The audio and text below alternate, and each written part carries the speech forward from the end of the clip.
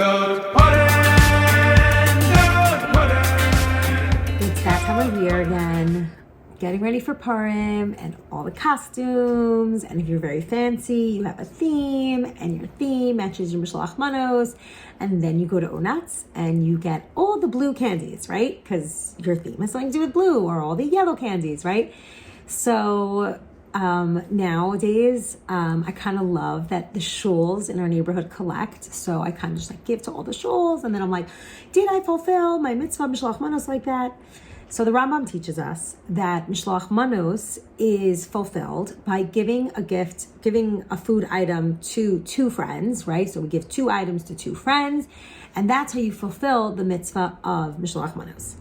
So here we are, week number 3, and we are going to tackle this mitzvah, Mishloach Manos. So all the Mishpacha magazines and everybody's getting ready and giving you ideas and themes and like shrink wraps, right? But how do we fully understand the essence of what Mishloach Manos is and appreciate it when you're doing your shrink wrap and all that cool stuff?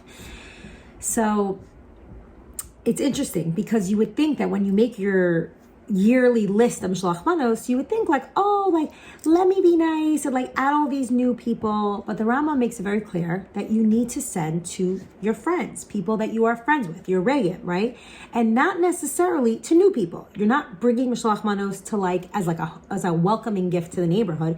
You're bringing Mishloach Manos to your friends. So it's like the same old. So every year my kids come out and they start making their list. I'm like, these same people again? Yeah, these same people again. And this theme is like somewhat common throughout the Purim story. It's kind of like going back to the same old routine. Think about the story of Purim itself. We start off the story of Purim, we're in Galus, and we end the story of Purim, and we're still in Galus. Even though there's some small like excitement because in the end of the story of Purim, Esther has a son, Daryavish, and he's Jewish. His mother was Jewish. He's the one who allows the Jewish people to go back and start to build the second Beis HaMikdash. But it says at the end of the war, we didn't even take anything from the battle. We didn't take any of the spoils of war. And it's interesting because after Pesach, there was this like huge, insane, unbelievable miracles. We started off the story of Pesach in Mitzrayim. We leave and we're on our way to Eretz Yisrael B'Rosh Gadol, right? We're in a totally different place. Here, it's kind of like we're status quo. We're stuck where we just began. So what is it about Purim, about going back to the same routines? So in order to understand this, we're going to take a little bit of a teaching from the Arizal. And he explains that when Hashem created this world, he put in 2 systems. He put in this system of Igulim, which is the system of circles. And he also used the system of Yashar, which is the system of straight lines. So when you hear this, you're like, what was Hashem doing? Is Hashem doodling here? What are these systems? So the system of Igulim, the system of circles, is the way that Hashem runs the world in a very distinct way with all of humanity. Jews, we'll get to the Jews, but non-Jews, animals, nature, everybody on the world and this planet is run with this system of Igulim. And this is a system where the sun rises and the sun sets no matter what you did. You were a good boy, you were a bad boy, the sun still rises. This is a world where the Holocaust can be happening and the sun is still rising in the morning. Because it doesn't matter what you do, this system is in place regardless of your behavior. Now there's another system, which is the system of Yashar, that the Jewish people are run by. And that's a system that includes within it free will, and that there are very quick and significant consequences for your behavior. So that's where a system where you do good and you automatically get rewarded. You do bad and you automatically get punished. So if we were to imagine a time period of Yashar, it would be the Jewish people in the Midbar, right? We just left Mitzrayim, we became a nation, we accepted the Torah, and now we do something good and food falls down from the sky, and we do something bad and there's a Mageva that wipes out half the Jewish nation, right? We do a good deed and then Hashem will help us win the battle and give us Ananei HaKavod, and we say Lashon Hara and then we get Saras. That's a world of tremendous miracles based on all the things that we did. You read the book of Shoftim, and that's a book where it tells us exactly how the system of Yashar works. The Jewish people, they were lacking in an area. Hashem sent them a shofet. He reminded them to do good, and then all of a sudden Moab, Ammon, Edom, Plishtim, any of that nation disappeared. But as soon as we went back to our ways of doing something wrong, all of a sudden Melech Moab comes and attacks the Jewish people, and then Hashem sends a shofar and reminds us, right? All of that is a system of Yashar. And that is a system that took us through the whole first Beis HaMikdash, that whole first time period. You read the stories. I learned Navi with my daughter as I'm repeating ninth grade with my daughter. And you read these stories and they're incredible and they're miraculous. And this is a system, the system of Yashar is a system where nature doesn't even have a place to stand. The system of circles is not even there. System of circles is nature, right? And then we're reading this story and it's like time stood still. There's no such thing as nature. The war needed to be won. The sun stayed in the sky for another few hours. The Jewish people need to get onto the other side of the Yam Suf. Hashem split the sea. Same thing with the Yarden. Anything that needed to get in the way, anything from the world of Igulim, of circles that was in the way, was totally just pushed to the side.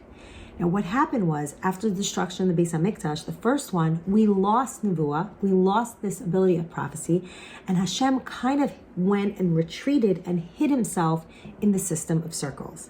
And now, the Jewish people, for the first time, when they're sent into Galus, and here in the story of Purim, the Jewish people are starting to feel very alone, starting to feel that Hashem is treating them in an indifferent manner because they are not being directly rewarded or punished for the things that they did.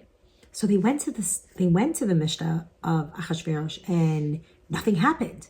No enemy came to attack them. Right? And they did something wrong here, and they did something wrong here, and nothing happened.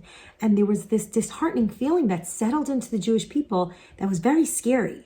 And by the way, Haman sensed this. He knew it. And he's like, ooh, this is a good time to pounce on the Jewish people.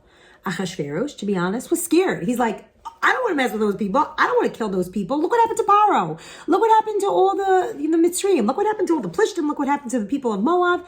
I don't want to mess with those people. Like, they have a really scary God. And Haman's like, you're right. They did have a scary God, but that God, he's old. He got old. He separated his ways. He no longer connects with them with the system of Yashar, and now is our time to attack. And that's exactly what he does. The problem is, though, that Haman was wrong, and he was dead wrong. Because what he did not realize is that even though it seems like we were sent out and Hashem just threw us into the system that he treats the rest of the world, Hashem was in a place of hiding. Hashem was continuing to deal with us in that system of Yashar, but it was hidden within the circles. A circle, right? I'm not so good at math, but a circle, it's equidistant from the center. So anybody who does anything, anybody gets affected the same way.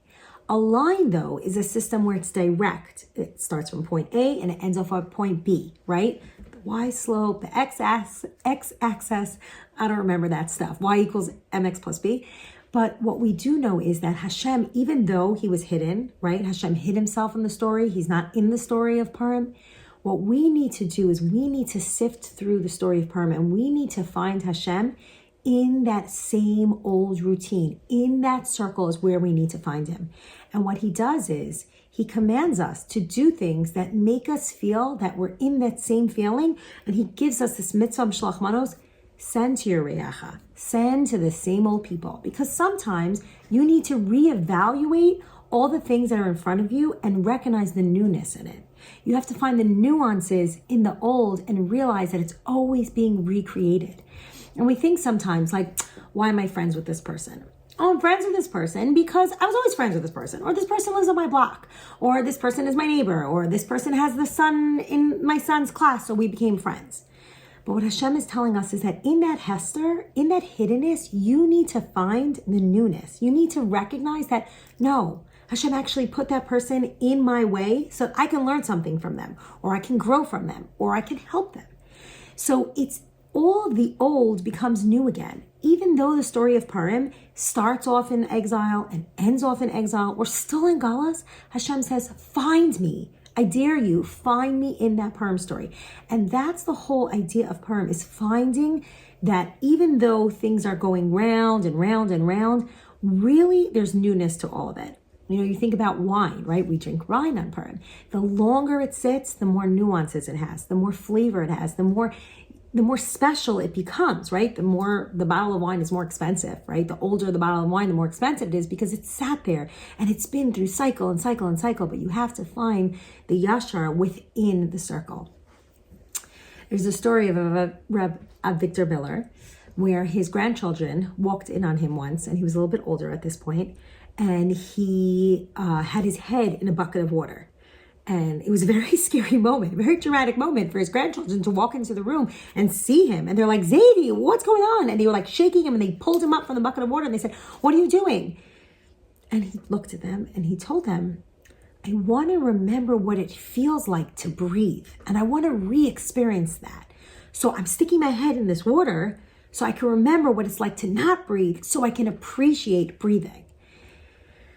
Sometimes we get stuck in the same routine and over, and Sunday, Monday, Tuesday, Wednesday, right? And thank you, Hashem, for Shabbos, so that we can re-experience and re-evaluate ourselves and say, even though it looks like Hashem forgot us, and even though it looks like sun rises and the sun sets and all of that stuff, no, Hashem is still watching us like a hawk, like he was in the Midbar, like he was in the time of the first Beis HaMikdash. And Amir Hashem, we will come a time where we will be able to experience that system of Yashar again. So until then, recognize that while you're giving Mishloach Manos to the same old people, right? New teachers every year, but sometimes I kind of like bringing it back to the old teachers, and they love it. They love it. But finding that within that mitzvah Mishloach Manos can really enhance our Purim.